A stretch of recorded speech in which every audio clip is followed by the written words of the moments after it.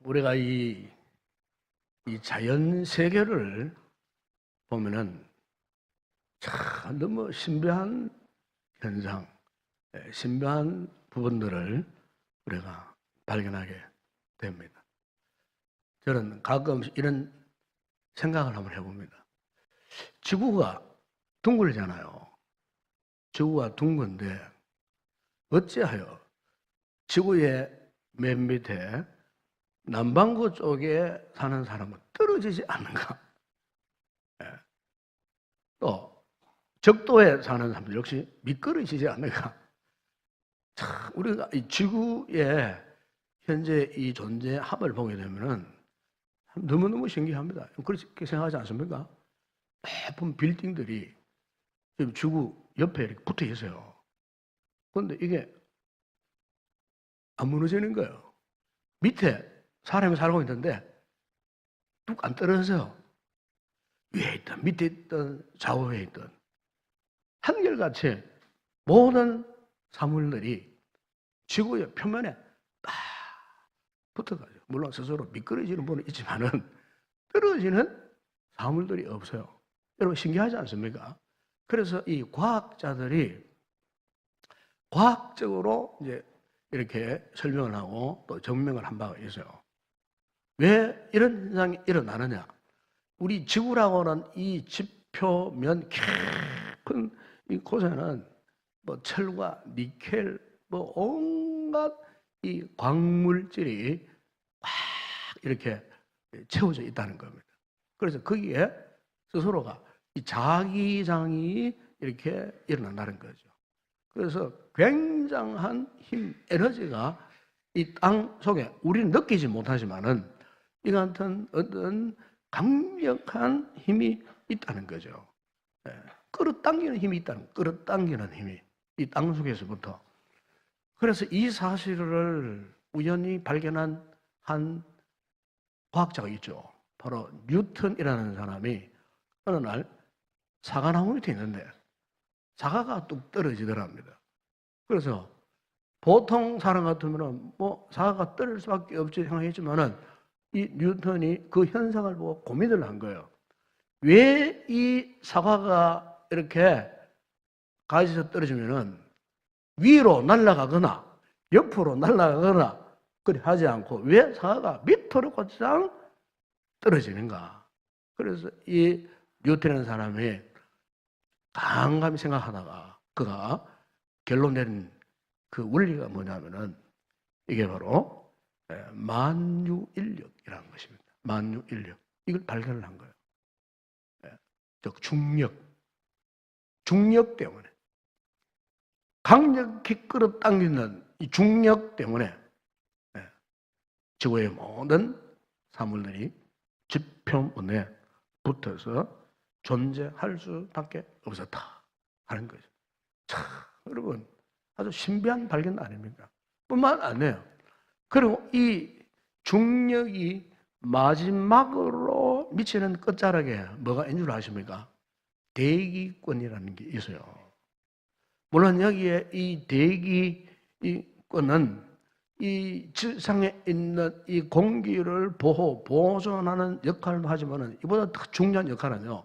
태양으로부터 엄청난 열 에너지가 지금 날라오고 있어요. 우주 속에서 엄청난 뜨거운 열. 그래서 이 열이 그냥 지구로 곧장 쏟아부으면은 이 지구는 완전 다 타버려요. 사막화 되어버려요. 살아남을 존재가 없어요. 그런데 이 대기권이 딱 버티고 있다가 이 대기권이 태양열을 탁 흡수를 해갖고 이 지구에, 이 지상에 꼭 필요한 열기, 꼭 필요한 온도, 이것을 이 대기권에서 통제해서 이렇게 이 땅에 태양열을 보내주는 이 역할을 이 대기권이 하고 있다는 겁니다. 그리고 이 대기권 밖에가 뭐인 줄 아십니까? 이 대기권 밖에 오존층이라는 게 또 있어요. 이 오존층은 이 지구를 최종적으로 보호하는 보호막이에요. 만약 이 오존층이 없었다면 이 태양에서 강력하게 쏟아부어지는 이 자외선을 막을 도리가 없는 거예요.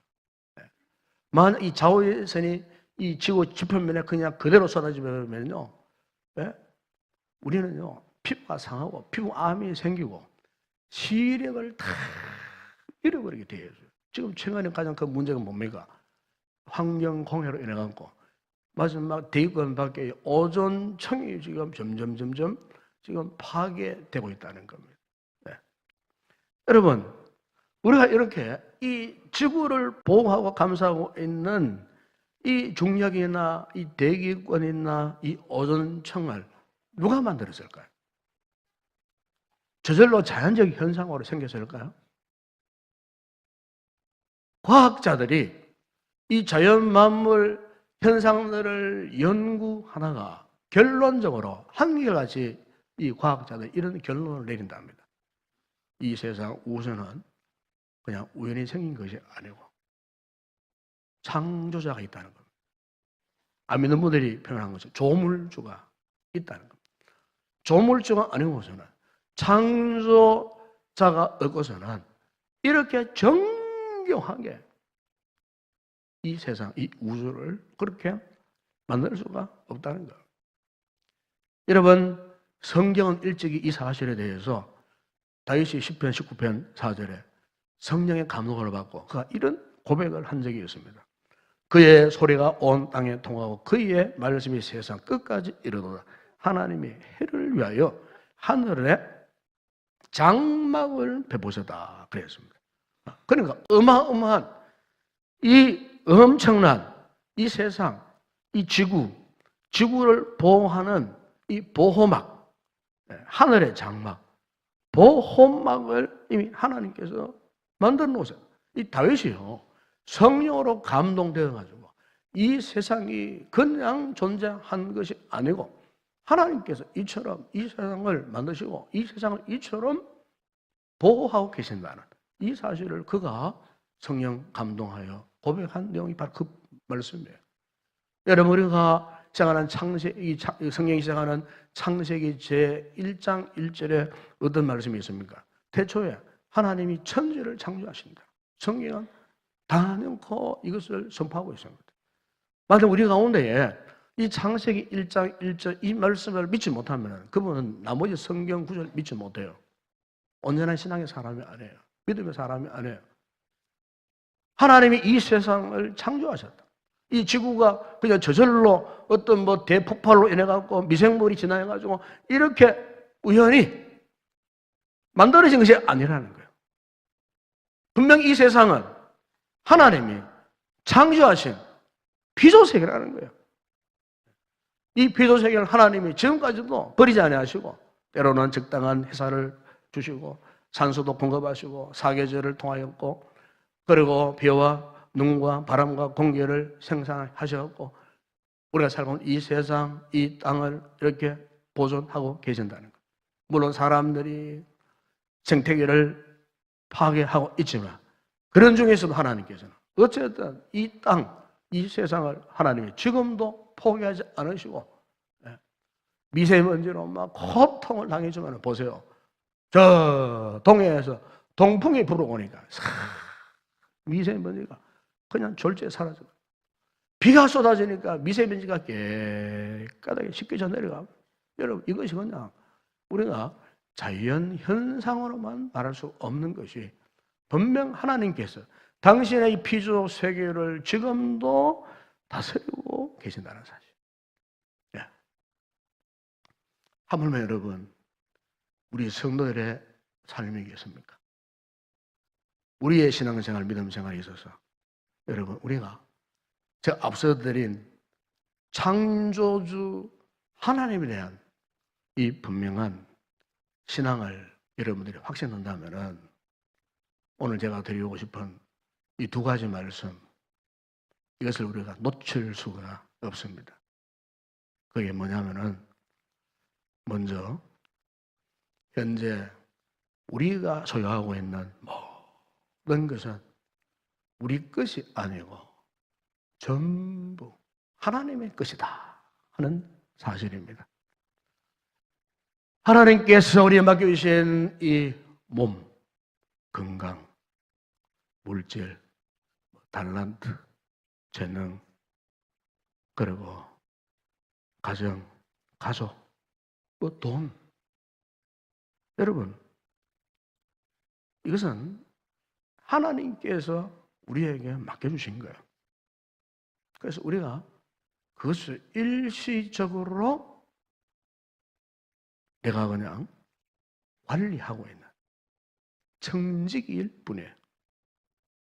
그러니까 현재 우리가 가진 모든 것에 주인이 따로 계신다 그 말이에요. 내가 주인이 아니야. 나는 단지 그분의 청지기, 관리자일 뿐이라는 사실. 이 사실에 대해서 여러분 오늘 본문에 바울이 36절에서 이렇게 말씀하지 않습니까? 이는 만물이 주에게서 나오고 주로 말미암고 주에게서 돌아가며 그에게 영광이 세세에 있을지어다. 여러분 여기 보면은 나오고 말미암고 돌아간다는 말은 시작과 진행과 그 마지막 그걸 말하는 거예요. 이것은 사도 바울이 무엇을 말씀하고 싶었냐면은 우리 인생의 절대 주권자, 하나님의 주권, 이것을 그가 이렇게 말씀한 거예요. 만물이 주에게서 나오고 주로 말미암고 그리고 주에게로 돌아가리라. 주님께로. 마지막 최종 목적은 주님. 왜? 이 세상 모든 만물이 다 하나님의 것이요. 주님의 것이에요. 오늘 우리가 가지고 있는 그 모든 것까지도 다 하나님의 것이에요. 그래서 여러분, 주님께서 누가복음 12장 40절에서 이런 말씀을 했어요. 주께서 이르시되 지혜 있고 신실한 청지기가 되어. 그래서 신실한 청지기. 베드로전서 4절에 사도 베드로도 각각 은사를 받은 대로 하나님의 여러 가지 은혜를 맡은 선한 청지기 같이. 그래. 청지기. 헬라말로 오이코노모스라는 단어입니다. 이 말의 의미가 뭐냐면 주인의 재산을 대신 관리하도록 맡긴 종을 이 로마 시대 때는 오이코노모스. 저 사람은 어느 집의 오이코노모스다. 근데 여러분, 이 오이코노모스, 이 청지기가 되기 위해서 가장 중요한 조건이 뭔 줄 아십니까? 인물이 잘생기고 말 잘하고 똑똑하고 어떤 재주가 많은 사람 아니에요. 오이코노모스가 될 수 있는 가장 중요한 조건은요, 주인의 신뢰가 있어야 한다는 겁니다. 주인의 신뢰가 있는 종, 바로 그 종이 그 주인의 집안을 잘 관리할 수 있다는 거예요. 아무나 오이코노모스 청지기가 될 수 없는 거예요. 이 사실에 대해서 여러분 이미 주님께서 마태복음 25장 14절 이하에서 이 달란트 비유를 가지고 이렇게 말씀하셨어요. 그게 한 달란트, 두 달란트, 다섯 달란트 정도에 나오잖아요.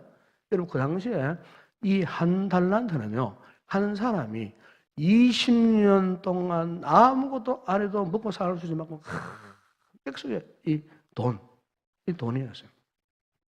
그런데 여러분, 예수님께서 하신 이 달란트 비유의 핵심 메시지가 뭔지 아십니까?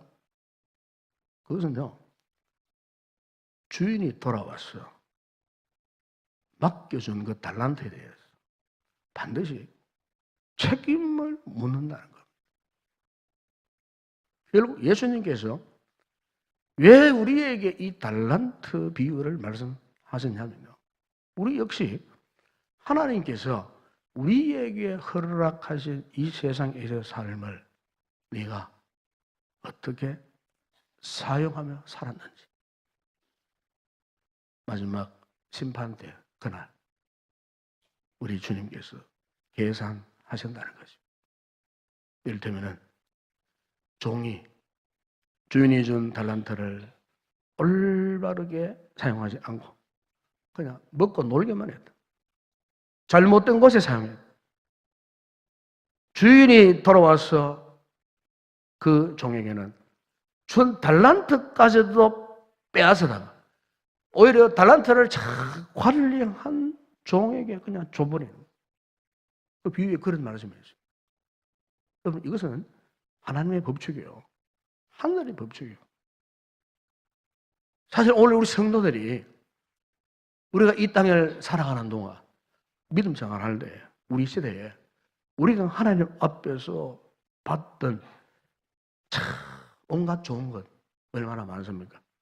건강한 몸, 재능, 그리고 물질 이런 것들을 가지고 우리 하나님 앞에 선하게 사용하고 올바로 사용하고 가치 있게 성실하게 열심히 잘 사용하면은요 하나님께서 우리의 시대만 하나님이 축복하시고 보존해 주시는 것이 아니고 이 같은 우리의 이 삶을 통해서 우리의 다음 세대 자자손손이 마치 게으른 자의 그 달란트를 뺏어다가 성실한 자에게 맡겨주신 것과 같이 우리의 다음 세대도요 우리의 자녀 손대도 하나님이 저들의 시대를 보장해 주신다. 그래 만약에 이 달란트를 잘못 사용하면은 우리의 세대는 우리로서 그냥 끝나버리는 거예요. 성경 그걸 지금 말씀하고 있습니다. 이게 하늘의 법칙이에요. 하나님의 법칙이에요. 그래서 청지기가 이 달란트를 잘못 사용한 악한 종에게 악하고 게으른 종아 그 있는 것도 다 빼앗아버렸어요. 반면에 가진 모든 것을 청지기로 잘 사용한 자에게는 착하고 충성된 종아 그리고 더 큰 것을 그에게 맡기는 모습을 우리가 거기에서 볼 수가 있어요. 여러분 우리가 이 땅에서 아무리 많이 가졌다고 하더라도 아무것도 갖지 않는 자라는 사실을 언제 알게 되는 줄 아십니까? 죽음의 날입니다. 이 사람에게는요 언젠가는 마지막 죽음의 날이 다 오게 되어 있습니다. 그 마지막 순간에 보세요. 죽는 자가 보찜 한 짐 짊어지고 관속으로 들어갑니까? 그렇게 많은 것을 갖고 있는 재벌도요 죽으니까 호주머니 없는 수유를 입고 그냥 관속으로 그냥 들어갈 뿐이에요. 공수래. 성경은 이것이 우리 인생이라고 그렇게 곳곳에서 많은 말씀을 하고 있어요. 더군다나 우리 하나님의 사람 그리스도인들은요 바울이 로마서 10절에 밝혔듯이 언젠가는 하나님의 심판대 앞에 섭니다. 욥이 고백했듯이 하나님의 저울 위에 올라갈 때가 있어요. 왜요? 하나님께서 우리의 삶을 계산해 보시기 위해서. 내가 너에게 준 것을 가지고 얼마나 잘 사용했느냐 이것을 우리 주님께서 계산해 보시기 위해서 여러분 이 사실을 꼭 기억하셔야 합니다. 우리가 인정하든 안 하든 간에 분명한 사실은요 우리는 청지기라는 사실. 이 청지기가 되기 싫어서 나는 청지기를 안 하겠습니다 하여도 이 땅에 사는 모든 사람들은요 청지기일 뿐이에요. 그렇기 때문에 여러분 우리가 어떻게 살든 분명한 사실은요 이 세상에는 두 종류의 사람이 있어요. 먼저 한 사람은 자기의 것이 전부 자신의 것인 줄 알고 땅에 파묻어 놓고 사는 사람. 네. 그러나 또 한 사람은 자신이 가진 그 모든 것이 주인의 것인 줄 알고 주인을 위해서 남기는 사람. 네. 여러분 오늘 우리가 하나님 앞에서 어떤 모습으로 살아가야 하겠습니까? 이 악하고 게으른 종아, 아니면은 착하고 충성된 종아, 이렇게 어떤 모습으로 우리가 살아가야 하겠습니까? 네? 여러분, 우리가 딱 찌놓고 보게 되면 사실 그렇잖아요. 내가 가지고 있는 그 모든 거 돌아보면요, 내 것인 건 하나도 없어요. 하나도 없어요. 우리의 손, 우리의 입술, 우리의 자녀, 세상 명예, 권력, 인기. 여러분, 최근에 어떤 아이돌 그룹 보세요. 잘 나가고 전 세계적으로 막 인기를 얻고 막 큰 대륙으로 건너가가지고 막 쇼를 하고 막 그냥 인기 몰입에 빠져있던 그 아이돌 가운데 보세요. 그 인기가 하루아침에 추락해버리는 거예요. 땅바닥에 그냥 곤박길 치는 모습, 우리가 최근 뉴스를 통해 잘 알 수 있지 않습니까? 우리의 모든 것이 다 그래요, 여러분. 하나님의 것이에요. 내 것은 하나도 없어요. 유명한 미국의 대재벌이었던 이 강철왕 카네기가 어느 대학에서 연설을 할 때에 이런 말을 한 기록이 남아 있어요. 얼마를 벌었느냐 하는 것은 중요하지 않습니다.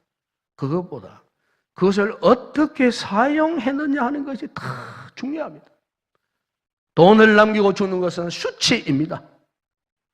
모두 하나님과 이웃 위에 서고 죽어야 합니다. 이 카네기가요, 그런 연설을 했었어요. 그 역시 그 시대에 자신의 일평생 동안 선 돈이 약 3천억 원이, 그 시대에 3천억 원 엄청나게 큰 돈이에요. 그 3천억, 그 자신의 예산을 사회 환원해가지고 학교, 대학, 병원, 가난한 자, 사회에 필요한 복지시설에 필요한 카네기가요, 이 신앙의 사람이었어요. 그러니까 하나님의 거룩하고 신실한 충성된 청지기로서의 삶을 그가 살았다는 거예요. 하나님은 오늘 우리에게도 이와 같은 결단이 있어야 할 줄로 믿습니다. 내 것 없어요. 착각하지 마세요. 여러분 것 하나도 없어요. 다 하나님의 것. 우리가 이 신앙을 가지는 게 바로 뭐냐? 청지기 신앙입니다. 청지기. 오늘 하나님께서 우리에게 요구하는 절체절명의 신앙 고백이 있다면 바로 이거예요. 청지기적 삶을 살라. 그리고 또 하나 묵상할 말씀이 또 하나 있어요. 과연 우리가 가진 모든 것이 이렇게 주님으로부터 나왔고, 그리고 마지막에 주님께로 돌아가야 한다는 것, 우리가 가진 이 모든 것이 하나님께서 우리에게 맡겨 주신 것이라는 이 청지기 신앙을 가진 우리라면은, 이제 우리가 어떻게 이 남은 생애를 잘 믿고 보람된 믿음 생활을 할 수 있을 것인가? 그 비결이 뭐겠어요? 바로 그 비결은 다른 거 아니에요. 주인의 말대로만 움직이면 됩니다. 네. 그러니까 주인의 것을 내 마음대로 생각하면 안 돼요. 주인의 마음에 합당하게 사용되어져야 돼요. 내 것도 아닌데 내 것이 마음대로 막 사용해보죠. 우리는 그 사람을 세상적으로 뭐라고 합니까? 도적이라 말합니다. 도적이라 그래요. 이 청정이는 철저하게 주인이 허락하는 부분만 취할 수가 있는 사람. 네. 그래서 여러분, 이 청직에게 요구되는 정말 중요한 자질이 있어요. 정직입니다. 정직. 정직함입니다. 종종 이 가게를 개하는 우리 성도들 이야기를 가끔씩 듣습니다. 가게에 직원 사용하기가 정말 어렵다는 거예요. 특히 그 직원에게 카운터를 맡길 때, 돈 주머니를 맡길 때 그 말이에요. 맡길 때 참 맡겨놨는데 이 사람이 말이지 물건 하나 팔고 조금 자기 호주머니에 넣고 나머지도 이렇게 해서 나중에 이 범인을 붙잡았는데 엄청난 돈을 그야말로 횡령, 도둑질을 해버린 거예요. 여러분 생각해 보세요. 주인 입장에서 자신의 돈괴를 맡겨놓았는데 그 돈을 횡령하는 그 사람을 그냥 계속 주인이 직원으로 사용하겠어요? 즉각적으로 해고당하는 거죠. 해고당하는 거예요. 여러분, 우리가 하나님과 우리와의 관계 속에서 하나님께서 우리에게 그 많은 것들을 다 맡겨주셨는데 이것을 잘 관리하기 위한 우리 영적인 최고의 자질이 뭐냐? 하나님 앞에요. 정직해야 됩니다. 정직. 그런데 여러분, 이 같은 우리의 정직함을 하나님께서 무엇으로 척도해 보시는 줄 아십니까?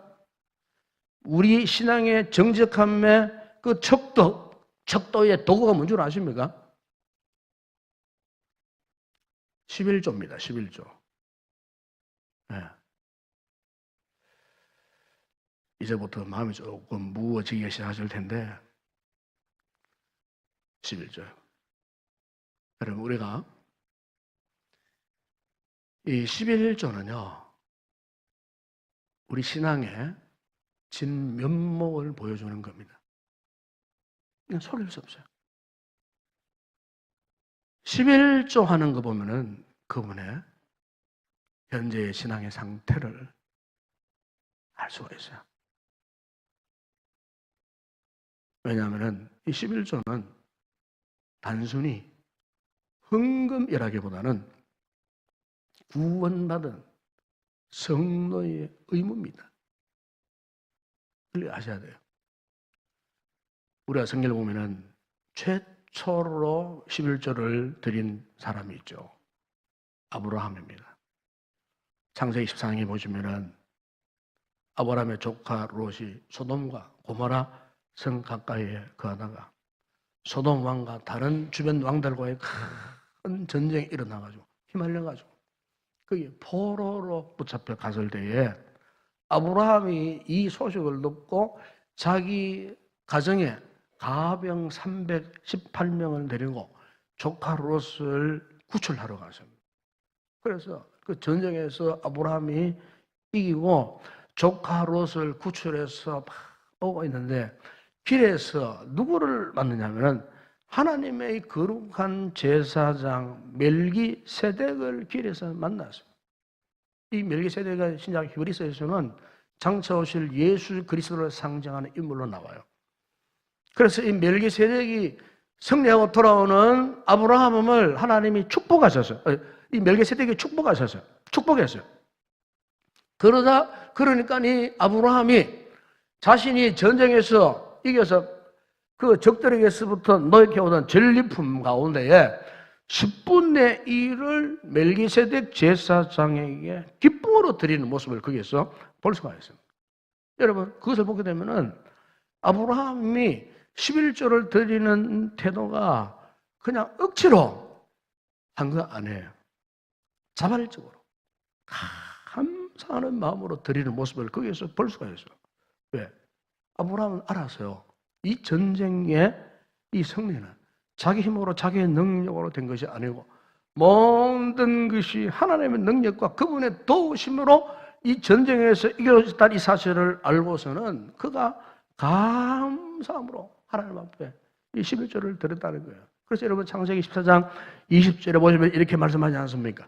너희 대적을 네 손에 붙이신 지극히 높으신 하나님을 찬송할지로다 하며 아브라함이 그 얻은 것에서 10분의 1을 멜기세덱에게 주었더라. 사실 여러분 여기에 아브라함이 하나님의 거룩한 제사장 멜기세덱에게 11조를 드릴 때는요, 하나님께서 모세에게 주신 율법 가운데에 11조를 하라는 명령이 있기 전 400년 전 이야기입니다. 400년 전. 400년 전에. 이전에는 11조라는 단어나 용어나 하나님의 명령이 전혀 없어요. 그런데 어떻게 아브라함이 이것을 알고 그러면 11조를 할 수밖에 없었는가? 제가 추정을 하면 이래요. 하나님께서 우리 인간을 만드실 때에 태초에 아담과 하와를 만드실 때에 이미 에덴 동산에서부터 하나님께서 이런 영적인 본성을 우리 인간들에게 주시지 않았는가? 예. 그 또 하나 예가 있죠. 가인과 아벨이 하나님 앞에 자신이 농사한 그 소산물 가운데 그것을 제단에 놓고 각각 예배를 드렸다는 말씀이 나오잖아요. 창세기에. 어떻게 가인과 아벨이 하나님 앞에 자신들의 소산물을 올려놓고 하나님 앞에 예배를 드릴 수 있었는가? 이건 역시도 율법에서 배워서 공부한 것이 아니에요. 하나님께서 본성적으로 우리 인간에게 하나님을 경외하는 영적 본성 가운데에 이렇게 자신의 것을 하나님께 드리고 예배하고픈 영적인 종교적 심성을 하나님이 주시기 때문에. 네. 여러분, 창세기 28장 25절을 보시면은 야곱이가 형 에서를 피해서 도망가다가 광야에서 하나님의 임재를 경험했잖아요. 하늘의 사닥다리가 꿈속에 놓여지고 하나님의 사자들이 오르락 내리락 그 광야 속에서 하나님께서 말씀하셨어요. 내가 너희의 장래를 내가 지켜주겠다. 보존하겠다. 네가 어디로 가든지 내가 너와 함께 하겠다. 내가 너를 반드시 너의 고향으로 다시 돌아오도록 하겠다. 꿈속에요. 이 하나님의 음성을 듣고 야곱이가 어떠했습니까? 그곳에 돌비를 세우고 하나님 앞에 내가 기둥으로 세운 이 돌이 하나님의 집이 될 것이요. 하나님께서 내게 주신 모든 것에서 10분의 1을 내가 반드시 하나님께 드리겠나요? 여러분, 누가 야곱에게 11조를 가르쳐 준 적이 없어요. 이것을 보게 되면은 이 11조는요, 아담부터 그 다음 자자손손 오면서 본성적으로, 이것은 하나님을 섬기는 법이구나. 자연스럽게 알았다는 거예요. 그러다가 드디어 모세 시대에 하나님께서 모세를 신의 산에서 부르셔서 율법을 주시면서 이제는 분명하게 명령하셨어요. 이 명령이 처음 그때 나오는 겁니다. 11조에 대한 명령이. 그래서 여러분 신명기 14장 22절 이하에 보게 되면은 너는 마땅히 매년 토지 소산의 11조를 드릴 것입니다. 내 하나님 여호와 앞 곧 여호와께서 그의 이름을 두시려고 택하신 곳에서 내 곡식과 포도주와 기름의 11조를 먹으며 또 내 소와 양의 처음 난 것을 먹고 내 하나님 여호와 경외하기를 항상 배울 것입니다. 레위기 27장 3절을 보시면은 그리고 그 땅의 10분의 1과 그 땅의 곡식이나 나무 열매는 그 10분의 1은 여호와의 것이니 여호와의 성물이라. 여러분, 우리 하나님 앞에 이 11조를 드리는 것은 내가 가진 모든 것은 내 것이 아니고 하나님의 것이다. 하나님이 나의 모든 공급자라는 사실을 인정하는 믿음의 행위입니다. 그래서 이 11조는 돈 문제가 아니에요. 우리 신앙의 문제예요. 오늘 현대교회 안에 이상한 사상들이 불어와가지고 이를 거부하는 교회들이 많아요. 하나님의 말씀을 잘 모르는 불신앙의 처사예요. 하나님은 돈 문제를 지금 우리에게 말씀하고 있는 거 아니에요. 이 신앙의 문제예요. 신앙의 문제. 오늘날 교회 안에 직분을 하고 있으면서도 아예 11생활을 포기한 분들이 많이 있어요. 물론 전례다수 성도들은 힘들고 어려워도 하나님 앞에 말씀을 순종하는 분들은 많이 있지만 신앙생활을 오래 했고 모태신앙이고 열심으로 섬기고 교회의 중요한 리더의 자리에 있으면서도 이 11조의 의미를 모르는 분들이 종종 있어요. 신앙의 문제입니다, 여러분. 신앙의 문제예요. 솔직히 말하면 그 사람은 온전한 신앙을 가진 사람 아니에요. 그래서 그걸 못하는 거예요. 돈 문제로 생각하니까, 물질 문제로 생각하니까 액수가 많으면 하고 적으면 안 합니까? 그러면 적으면 하기 쉽고 많으면 하기 힘듭니까? 여러분 그거 다 신앙의 문제예요. 여러분 하나님께서 이걸 하셔야 돼요. 우리에게 왜 이 말씀, 이 명령을 절대적으로 하셨는가? 안 하면 저주하시고 복을 거둬가시기 위해서 안 해요. 여러분 잠언 3장 9절에 10절에 보세요. 내 재물과 내 소산물이 처음 익은 열매로 여호와를 공경하라. 여기 처음 익은 열매 11조거든요. 그리하면 네 창고가 가득히 차고 네 포도즙 들에 새 포도즙이 넘치리라. 하나님을 공경하는 이 신앙으로 이걸 하게 되면 하나님께서 우리의 산업에 즙이 넘쳐도, 그러면 11조는 돈의 문제가 아니에요. 믿음의 문제예요. 그렇기 때문에 내가 정말로 하나님의 살아계심을 믿는다면 이걸 거부할 수 없어요. 이 신앙의 문제이기 때문에. 이 11조는 우리 마음을 바치는 온전한 예배 행위예요. 우리 신앙의 가장 기본이 바로 이거예요. 왜?